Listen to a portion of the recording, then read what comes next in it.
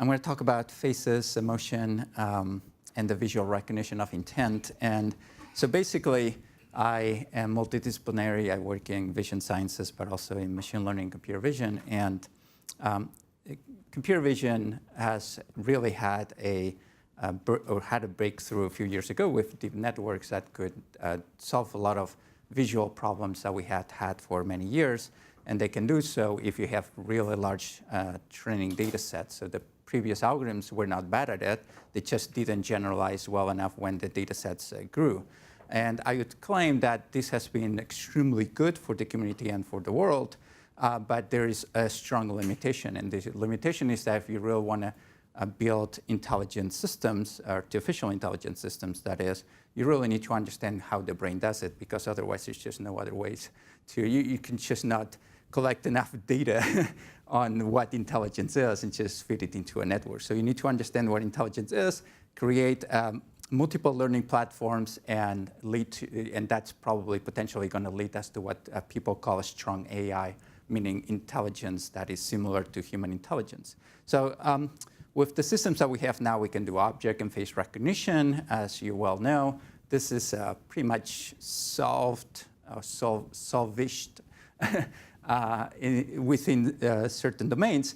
But I will argue that even bees solve face recognition, right? I mean, you can train bees to recognize faces. And you don't read in the news all the time that, oh my gosh, all of the bees are going to take our jobs because they can now recognize faces. And that's what happens in the news about these systems, that, oh my gosh, these algorithms can now recognize faces, they're going to take our jobs. Well, there's a long way from this to human intelligence, and there are two things that I'm working on that I think that really need to be solved before we can panic about these things. One of them is understanding of what others are doing, what their interests are, and how they feel, what their feelings, their emotions. And the extra level that you can add to that, it's explaining why, what's going on, explaining what's going on. So I'm going to talk about the second point and maybe make a few points about the latter. And specifically, I'm going to do that going to address a problem of visual recognition of intent, meaning the intent of others. And obviously, one of these things, as I just stated, is the recognition of emotions in others. And before we can even think about designing artificial intelligence systems that can recognize emotions in others, we need to understand how the human visual system does it, and not only how it does it, what emotions are. So I think that generally researchers agree that human emotions are nothing else or correspond to the execution of a number of computations by the central nervous system. And it's been hypothesized, as you know, more famously by Duchenne and then Darwin, that some of these computations executed by the central nervous system correspond to the facial muscle articulations that yield facial expressions of emotion, so that when we are happy, we smiled, and when we are sad, we make a sad face, and so on, right? Or angry, we frown, and so on. So these are called action units, and the hypothesis here, again, most famously stated by Darwin, is that the facial muscle articulations, or action units, or AUs for short, that we activate when we all express happiness are the same. So there's consistency across the population, but that these action unit activations are differential across emotion categories, right? So that the action units that you use to express happiness and surprise are different. My question is, how does the human visual system solve that problem? How do you recognize these emotion categories or these action units?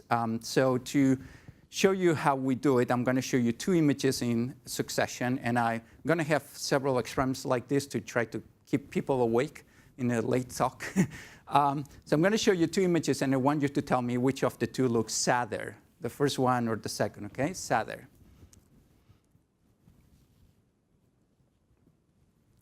Right, anyone? Second, all right, second is it. So here's what's happening, and they're all neutral faces. But what's happening is that you have the original neutral face here, top left corner, and then all we've done with a morphing software is elongate the distance between the brows, the baseline of the brows and the baseline of the mouth, and all of a sudden the face looks sad.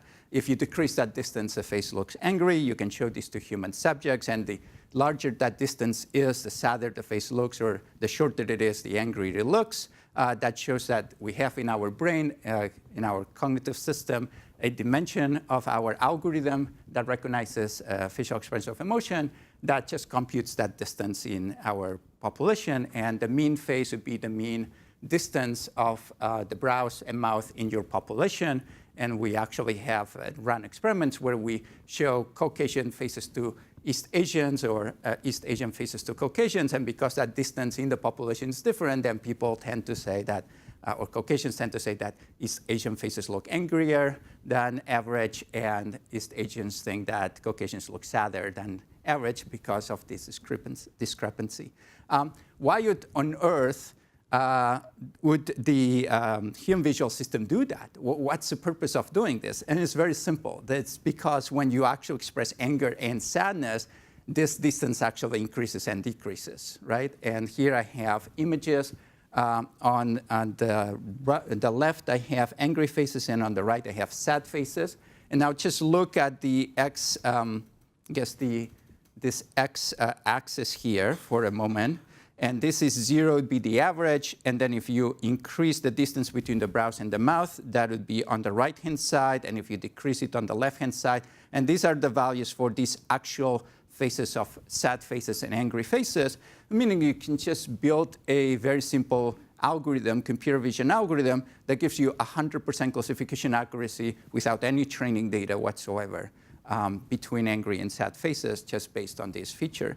And you can keep repeating this, and we did this over the years. You can keep repeating this and find that angry faces tend to be wider, sad faces tend to be thinner. You may be familiar with this guy from American Gothic by Wood.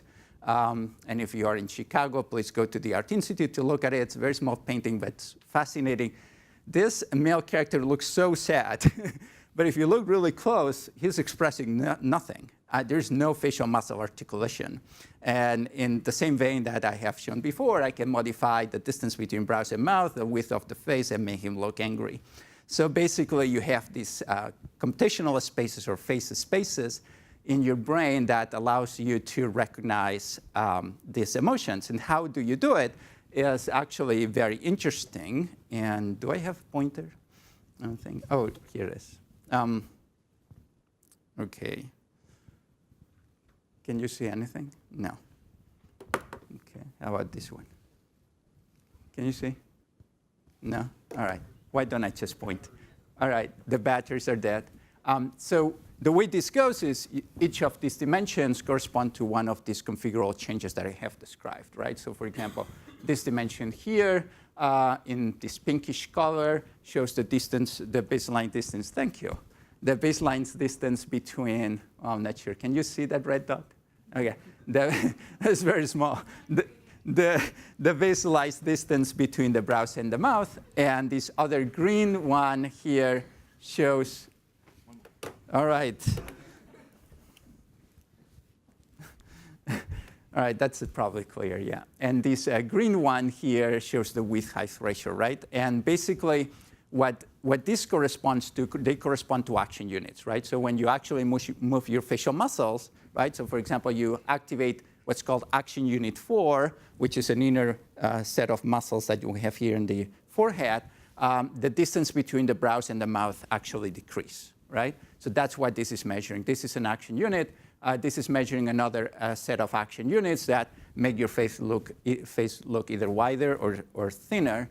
And that's what this is. And when you are in one of these quadrants, then that corresponds to the perception of an emotion category, right? So that means that when this action unit is active and that action unit is active, then you're in this quadrant, and then the face is sad.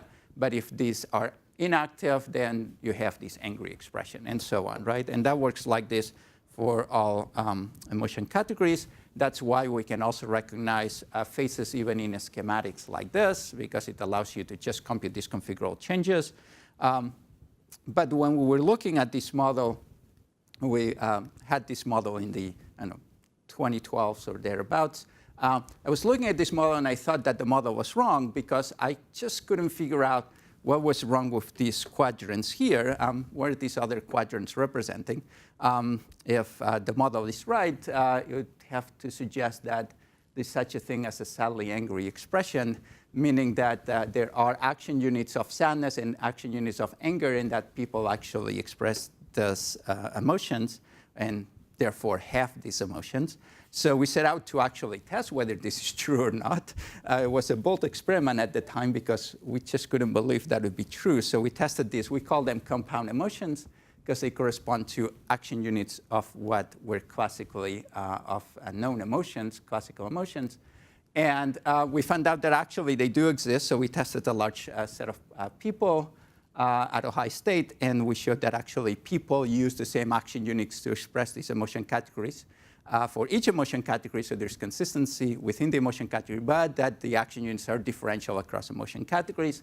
Here are just two examples for happily surprised and sadly fearful of the action units that are activated. And again, everyone uses these action units to express happily surprised. But also, very importantly, remember that if that model that I showed you earlier is correct, then to express a compound emotion like happily surprised, you'd have to have some action units that correspond to happy and some other action units that correspond to surprise, right? And that's exactly what happens. So when you express happily surprised, you use action units, 1, 2, 5, 12, and 25. And 1, 2, and 5 come from the expression of surprise. 12 and 25 comes from the expression of happiness, right? So there is actually a subordinated structure to that. And that, to me, was very important because there has been an endless debate in the emotion literature that continues to this day on whether emotions are represented in the brain and expressed externally as facial expressions, either categorically, meaning that we have facial expressions for happy, facial expressions for surprise, and so on, as I've been saying, or they are represented in the brain in a continuous representation. But the most famous model is that one that gives valence, either positive or negative valence, or more positive or more negative valence, and arousal, how aroused is the expression. And I'm here to claim that they are both wrong. I usually come here and say they're both right. They're actually both wrong. What I think is going on is actually what I've presented here. There's this computational space or phase space, if you will, that correspond to the action units. And then if I move along these action units, it gives me the impression of being in a continuous space, but it only gives me that illusion. And if I'm in one of these quadrants, I'm actually give me the illusion that I have emotion categories. And actually, when I move from one quadrant to another, there's a categorical change. So it gives me that impression that there is a strong categorical change. But it's all an illusion because that's the actual model. This is the perception that we have externally of what's going on in the brain. If you are still skeptical, which probably you should, many of my friends were, I can prove you even, or I can try to convince you with an fMRI experiment that we ran. Many people have been trying to find the brain regions that are responsible for categorizing emotions in faces for many, many years. I tried myself for quite a while. No one could find it, right? So when we had this model, finally, I decided to run an fMRI experiment to see if we could find a brain region that decodes action units. Because remember, the model says that what you recognize, your visual system recognizes, are the action units. And once you have the action units, everything is solved, right?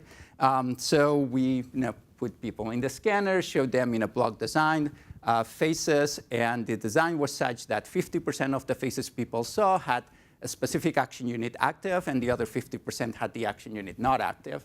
And another 50% of the images had another action unit active, and the other 50% not active, and so on.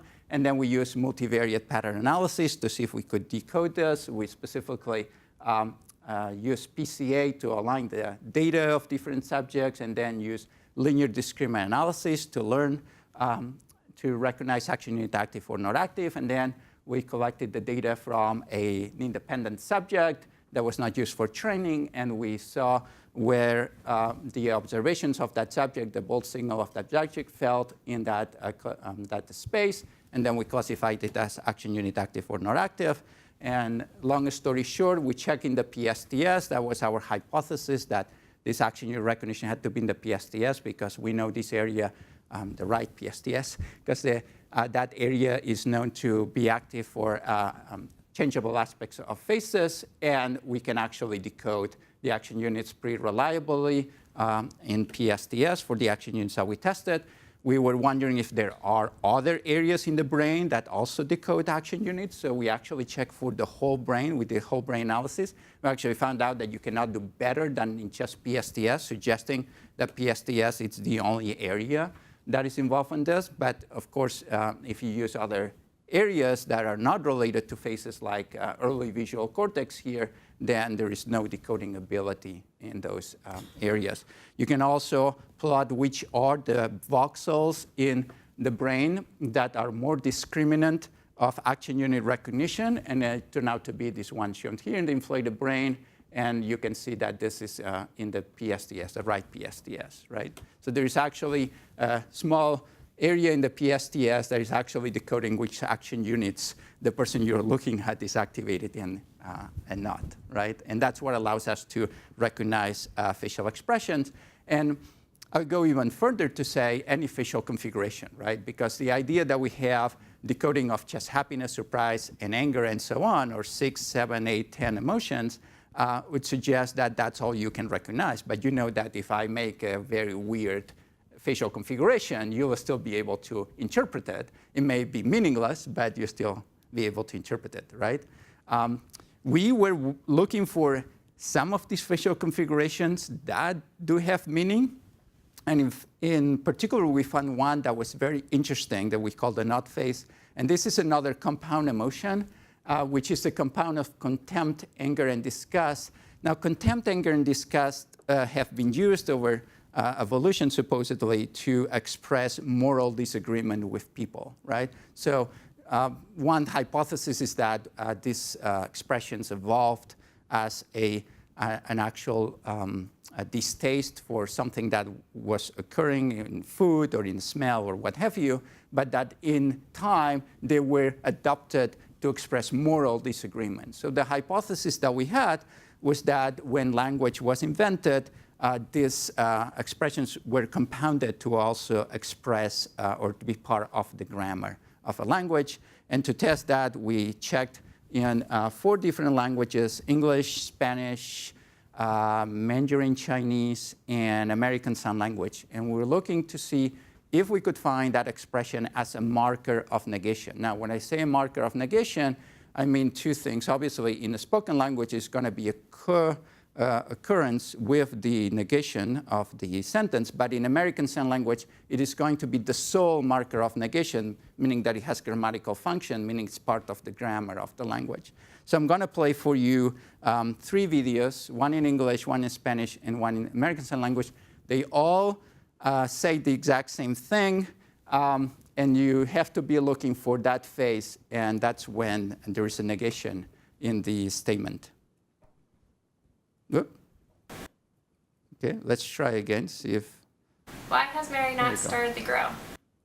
All right, do you see it? Okay, I'll put Why it has Mary not right started there. the grow? You saw it? Okay, now in Spanish. In Spanish, it happens at the beginning instead of toward the end. ¿Por qué no ha encendido la parrilla? So there. And in American Sign Language, it's so strong, and I mean, you can't miss it. But the reason it's just so marked is because that's the sole marker of negation. If you don't see that expression, you would think that she did start the grill, right? So that is actually going from expression of emotion to grammatical function, which is a strong evolution. Now, one of the things that this research has allowed us to do is to actually emulate these results in a computer vision system. And this is a paper we published a couple of years ago in CVPR. We showed how to construct these face spaces that I've introduced here to recognize the action units and ultimately the emotion categories. Quantitative results, because as been pointed out earlier, they are needed for papers. But basically, if you're interested, I can show you that our results are better than anything else that existed at the time and anything else that exists to this day. I'm just going to show you some qualitative results here. This is a video from YouTube, I think, of some actors making some faces. And you can see the automatic annotation of the outcome. This is all automatic, done by the computer vision system, of all the action units that are being activated by these actors.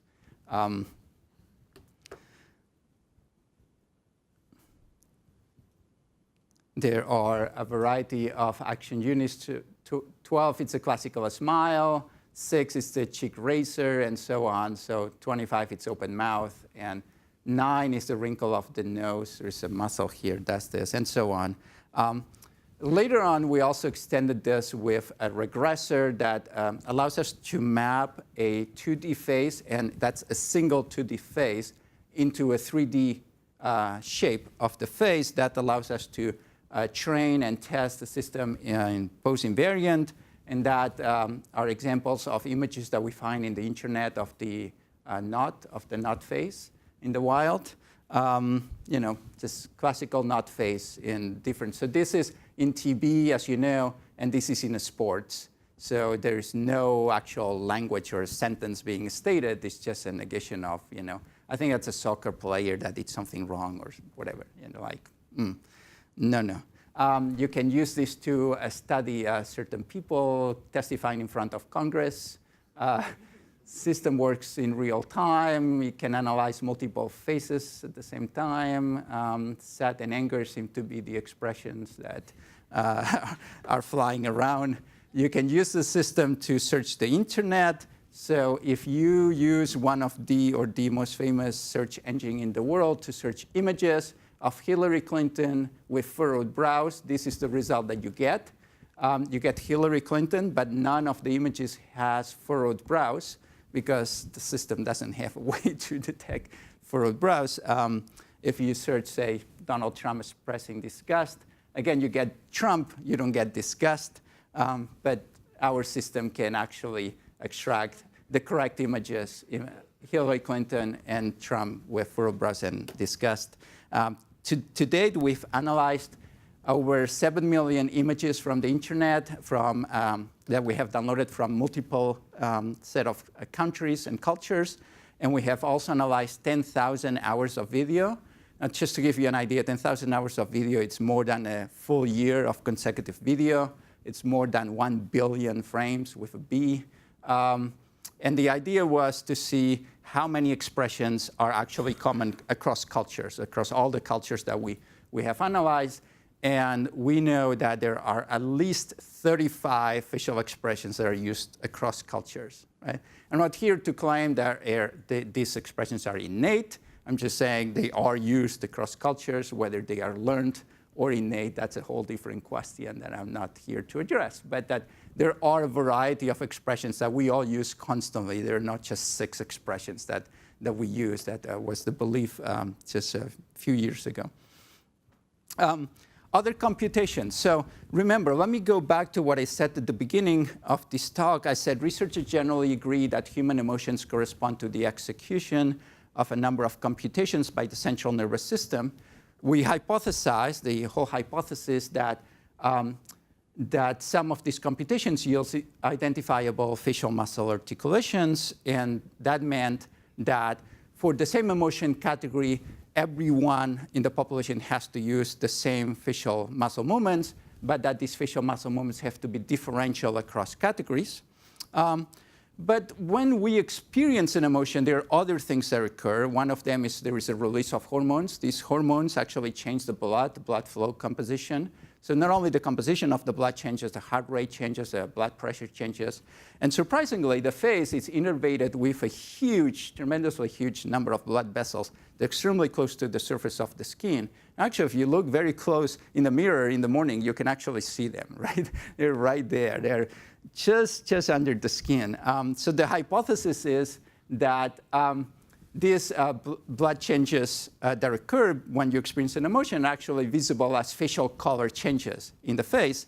And to show this, what we need to prove, it's the same thing as before, but instead of facial muscle articulations with color changes, right? So are color changes consistent across the population when we experience the same emotion and differential across emotion categories? Now, to do that, I need to test whether color is consistent. And by color, I mean isoluminant color. So let me review what isoluminant color is. Imagine that you start with an RGB image. That means that for every pixel in the image, let's say pixel X, you have 3 values, one for R, G, and B, right?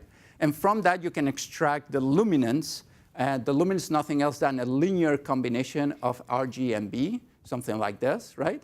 And that luminance variable gives you that information that's showed here in this picture on right, which is the shading, right? The shading information that allows you to extract 3D information of that object, right? Using shape from shading.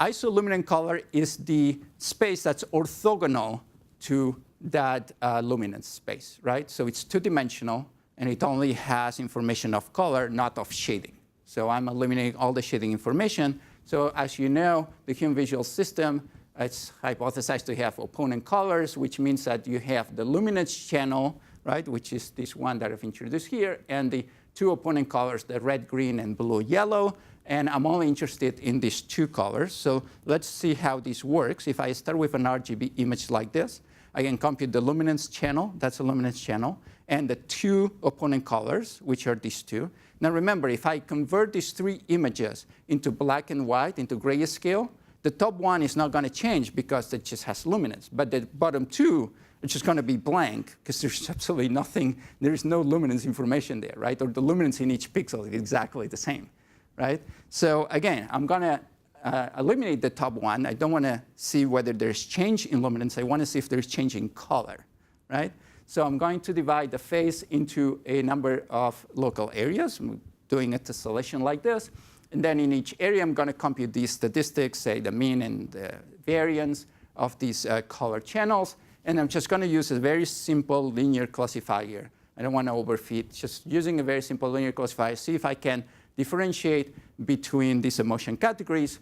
And long story short, I can do it with a p-value, let me see, 10 to the minus 50. And I'm going to call this significant. So the answer is yes, we can separate all these emotion categories based solely on color. Because I have used a linear model, I can actually go back, I can invert the function, and actually see what the colors look like. Now, these colors are in isoluminant color space, so they look really weird, right? But that's what they look like. Can you tell me which is happy? Right? Yeah, good. Anyone can tell me what the other one is? It's a tough one. Angry, sad. OK, angry. Good. Very nice. So it's actually anger.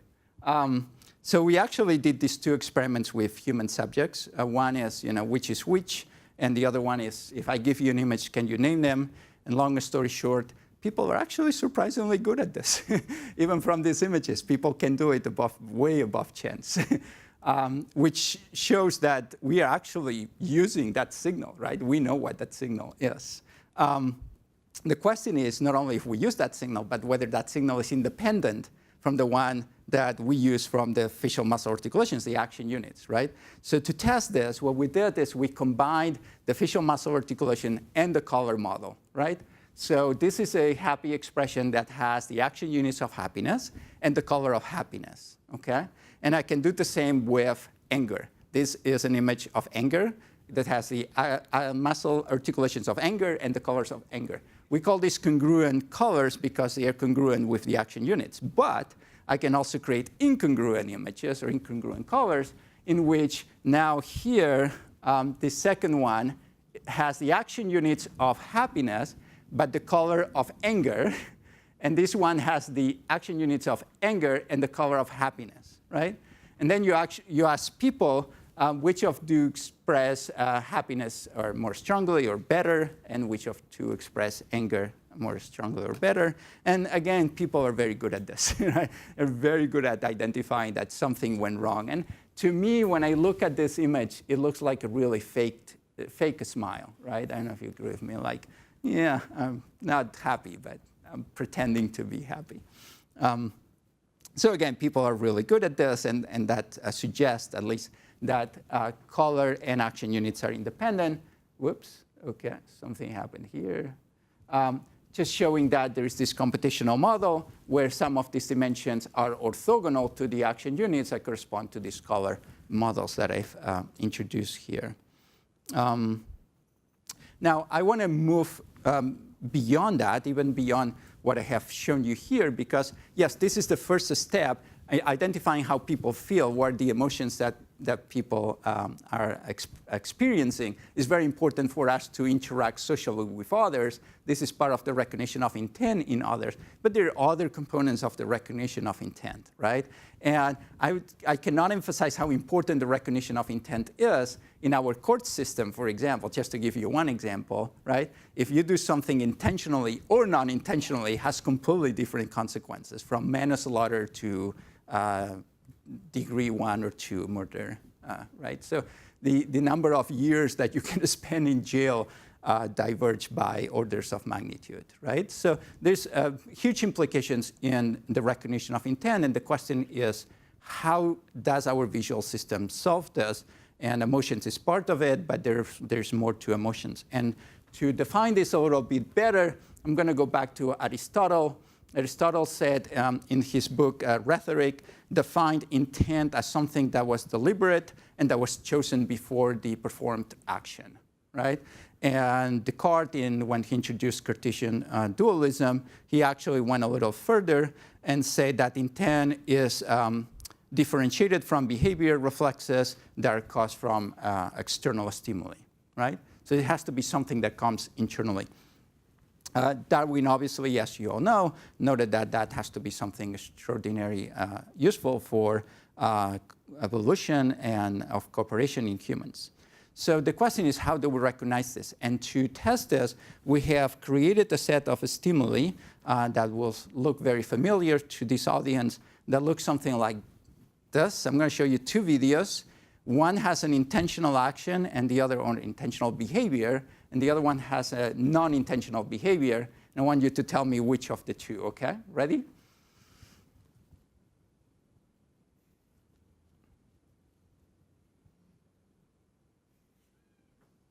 So, intentional or non-intentional? How about this one?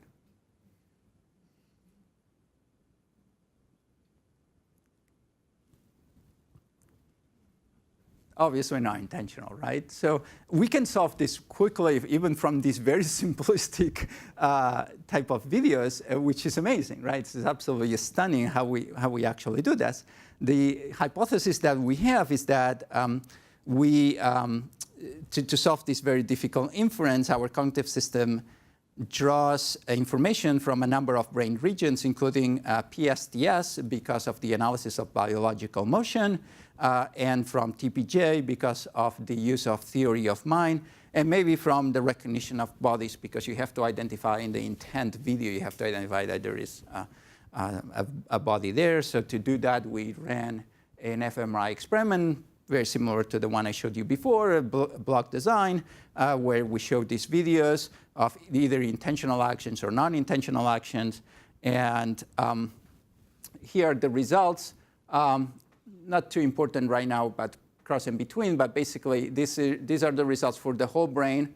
This is for just PSTS, body areas, place areas, theory of mind, faces, character, MT, motion, and early visual cortex.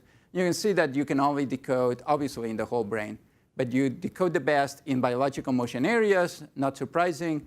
Maybe in bodies you do pretty well, but also in theory of mind, because you actually have to think about what others are doing, right? So it makes sense.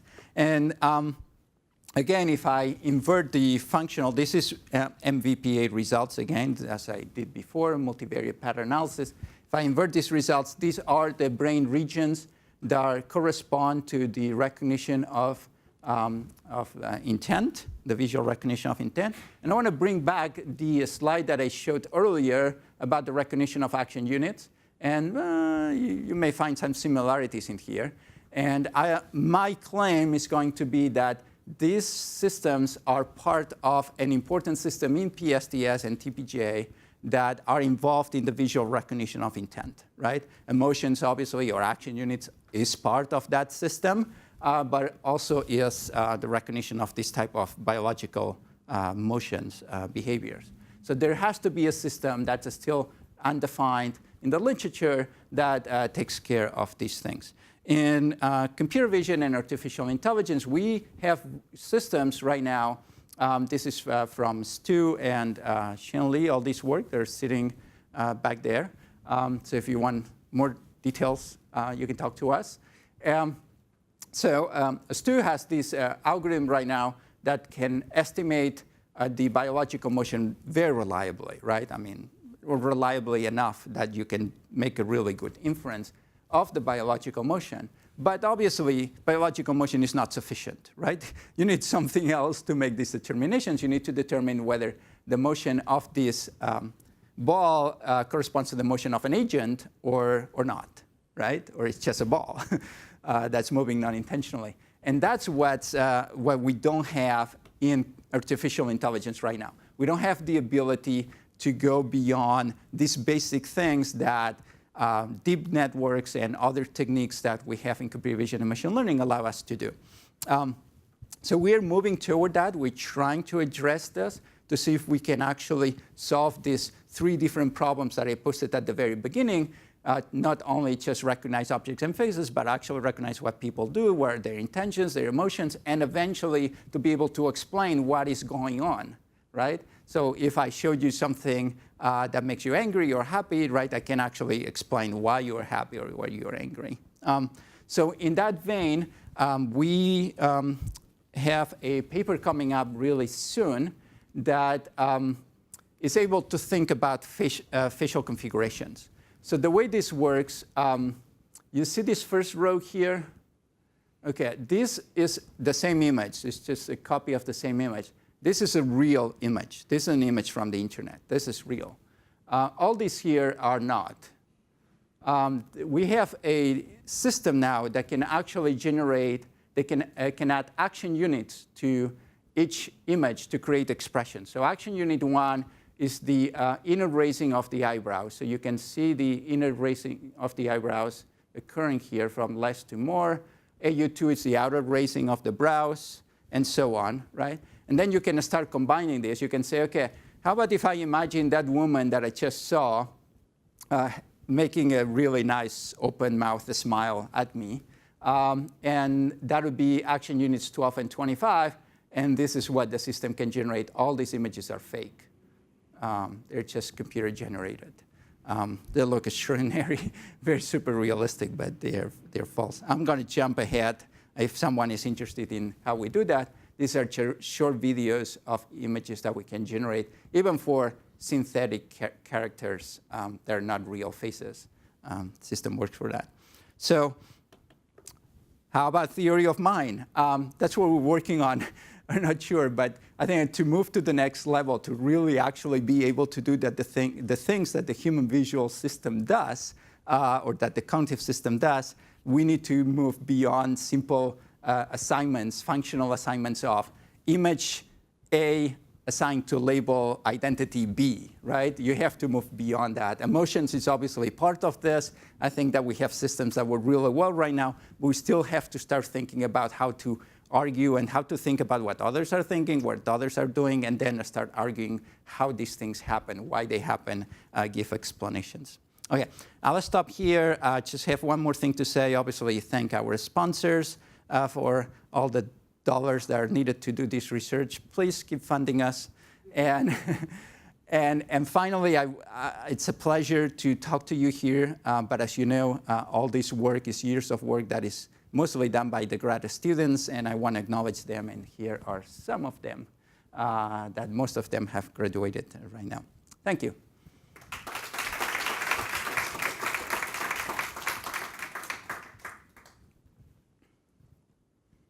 Yes. If you reverse the sign on the action units for your not face, can you get yes face? The face of endorsement? Or? Never thought about this. I doubt. Okay. Yeah, no. Because an action unit is either active or not active, right? So like the AU1, it's the outer corner of the eyebrows moving up. So either it's at rest or up. It cannot go down. So, yeah. Very interesting stuff. I was curious, do you consider time at all with the dynamics of the actions? And also maybe the context and stuff, which obviously would be important for intent. Oh my gosh, yeah. Okay, very good questions. First one, dynamics. We have a paper coming up that's been accepted. I assume it'll be made available online soon, and that uses dynamics. Interestingly, computationally, you don't gain much, if anything, with the dynamics, which is a surprise to me. You do gain a little, but it's just because of robustness. So if you miss something in one frame, you can get it in the second frame or the third or the fourth. But overall, you don't make huge gains. And one of the reasons probably is that when you have dynamics, you have an additional problem, which is to identify where the apex of the expression is.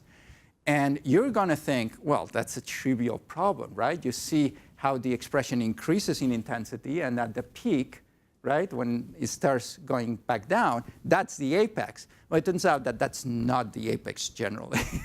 We've tested it, right? So actually detecting where the apex of expression is very hard. So giving a system, an artificial system, the actual image makes the problem much easier. But your second question was, again?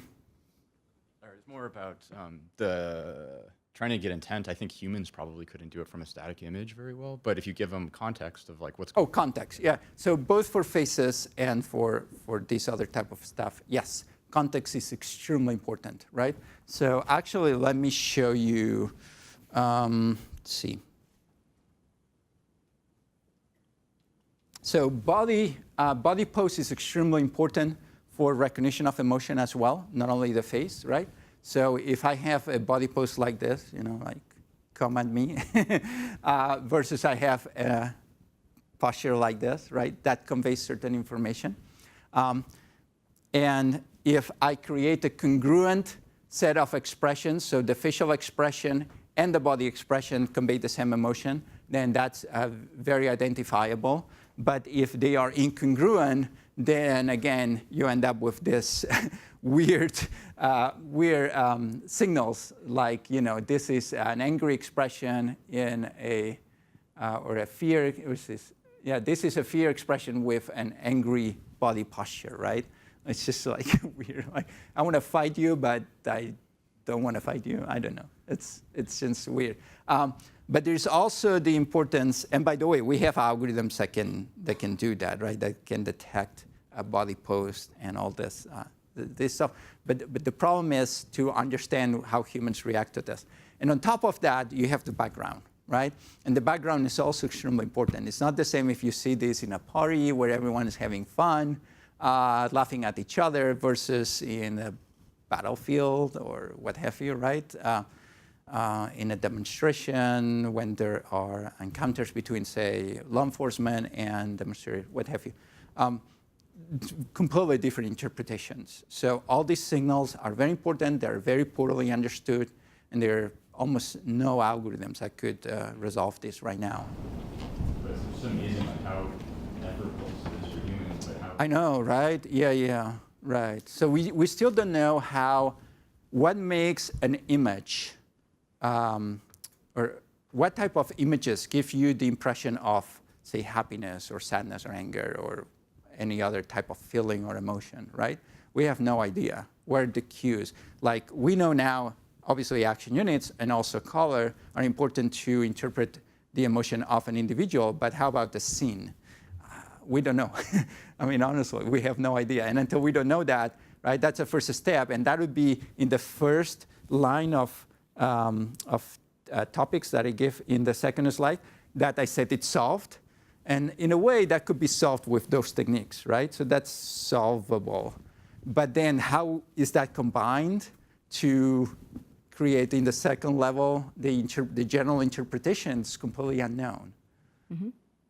The body that he showed actually reminded me, so the same authors of this paper, Aviezer, they show that in some cases the expression is so extreme, right? Yeah. In extreme expressions, you actually cannot tell whether it's positive or negative emotion. That's right. So what's going on there in terms of like action units? How is it different? We don't really know, right? Yeah, those are the points I was trying to make, right? We don't really know. It is true that it depends on the intensity, which actual action units. Again, color, we only published the color paper like earlier this year, so there's absolutely almost zero research on that. But I would assume that, you know, when you see someone really red, that sends a really strong signal. But it, in combination with the body pose, in combination with context of the situation, that will have different interpretations. Mm-hmm. And honestly, this is an area that has to really be studied in depth because, or even getting us started would be something because we know almost nothing about it. It's truly minimal. There are many problems with this, though, right? I don't want to sugarcoat it. Number one is that faces are very easy to work with because the number of facial muscles, although it's large, and the number of colors that we can create in our face, it's relatively large, compared to the number of articulations in our body, or compared to all the different types of scenes that you can have. You know, it's just like orders of magnitude more complex. So obviously, we're not going to be able to analyze, say, I don't know, billions or trillions of scenes, right? So we have to find a way to study these things that are smart enough that gives us the information that we want.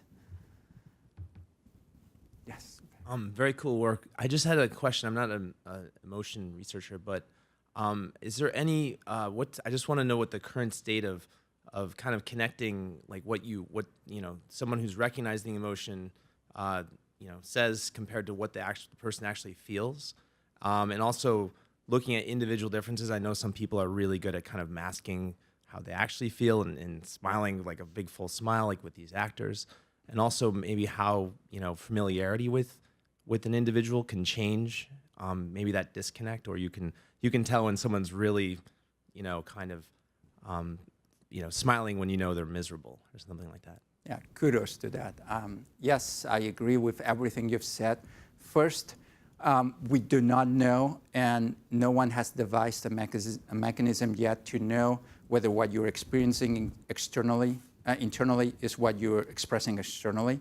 Because as you correctly stated, if I say I'm happy, that is a subjective belief that I am happy. But what does it really mean to me that I am happy? That qualitative statement may be different from your qualitative statement of I'm happy, right?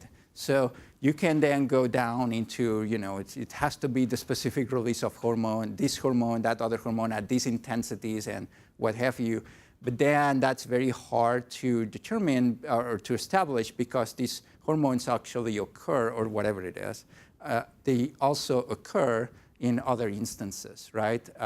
So for example, when you're really fearful or angry, your heart rate goes up. But when you go for a jog, your heart rate goes up, right? So does this mean that you're angry? No, of course not, right? So it's very difficult to actually give these definitions quantitatively rather than qualitatively. So that's a very big problem in the area. Second point that you made, I can fake the emotion, I can fake the expression, and I can mask the expression. That's absolutely right. Not every time that I smile means I'm happy. And not every time that I don't smile means I'm not happy, right? So that's certainly the case. Now, with regard to the color changes, I don't know. It could be, I think that it can still be masked and faked, but it's probably really hard, right? So can I actually cause internal changes in me, even though I'm not angry, to change the color of my face, right? Probably, but I have to be a really good actor. But the facial muscle articulations, those are easy. Everyone can lie on those. And I think you had the third point. Just with familiarity with it, as you get to know somebody. Yeah. I don't have any data with me with regard to that. I don't even know if that has been studied or not. But I would not be surprised if you're right, that the more familiar you are with someone, the easier it is to read these cues, right? I agree. I absolutely agree with that. I would assume someone has studied this, but I'm not sure. Actually, not really. I'm here. There aren't in the literature studies where Really? personally familiar faces conveying emotions. How are they perceived? It's something that Vasiki, my student, is doing. Oh, and okay. apparently we are Awesome. faster in detecting an expression of emotion. But other than faster, are you better at detecting? I would assume you're also better. So Vasiki says yes. Okay. We are in the process of analyzing the data. So Vasiki knows more than I do. And the answer is yes. Wonderful. Yes. So the color changes with different emotions. There are different parts of the face that get redder, Yes. presumably. Yes. Does this reflect the muscles that are being used, or is it some kind of signal that's independent of the muscles? So very good question. So in the supplementary file documentation of the PNAS paper, we actually have that comparison, and we showed that they are not the same. That the areas that are activated with the action units are different from the areas that are specifically specifying that emotion in color. So yeah, they actually seem to be very independent. Very strange. Related to the familiarity question, are there individual differences? So you sort of have generic Yes. action units. Yes. But can you map out how one individual's use of these action units differs from another individual? Yeah. So it's been the tendency of in the community to just compute averages, right, and to generalize things and say, you know, action units 6 and 12 means happy, and that's it. But you're absolutely right. There is a huge variability in the population, right? Not only in intensity, but in the combination of other action units. Many people that don't use action unit 6 to express happiness, even when they're really happy, right? And some people claim that this is not a real expression of happiness because it doesn't include that action unit, but it occurs. And some people combine it with other action units. Yeah, I mean, it does happen more often than you would think, right? And the question is, why? What's that coding for, right? That is very interesting. That variability could be indicating what we were discussing a minute ago about my qualitative assessment of the emotion or what's actually happening internally in the central nervous system. And that, to my knowledge, has not been studied, and it would be very interesting to study. Just going back to the action units and the changes in color, can you say something about the relative time course of those contributions to the signal? So you started talking about color in terms of the blood vessels in the face and so on. Right. Which made me think maybe this is a slower change than the change in the musculature. Wow. So the short answer is I don't know. We haven't tested this. The thing is that by the time I express my emotion through a facial configuration, enough time has occurred for the central nervous system to execute, these computations that yield these facial movements, this release of hormones, and so on. So a facial expression has a latency, a very short latency, actually. They occur within, a second. But what happens before, it's completely unknown, right? It's something that has not been studied at all. So I don't really know how far or how much earlier you need to go from that second to actually interpret that emotion signal. Okay. So, right. So if you go back to James, I think James would claim that when the body reacts to an external stimuli, right, it releases hormones or what have you, and that then when the body reads that information, right, then it interprets this as, oh, I'm fearful, right, and therefore then other computations can occur. So I don't know what's going to happen first. And so I have no idea if the facial muscle articulations are associated with the first event or the second event, right? Yeah. I mean, it seems like if you're relying on changes in blood flow, then my assumption would be that the onset would be slow relative to the change in muscle tension. But I it could agree. be that there are other effects. Like agree. if you're contracting a muscle, then that could squeeze blood out of the way. Right, but the mechanically. areas, but that was the earlier question, right? The areas that are associated to our discriminating colors are different from the areas where the muscles are. Yeah, but if you're contracting. squeezing blood from here to here, it will be a different area. Yeah, well, it could be that you're squeezing here and you Yeah. get the color change here because that vessel crosses. I mean, who knows? Yeah. I just wanted to add on that, like if you looked at people with like Botox, you could basically dissociate the color from the muscle, if that's true. If they have enough Botox, right? You Botox them to death. Right. There is, what's this syndrome? Morbius syndrome. So I guess that you could study those people, see what happens. Yeah.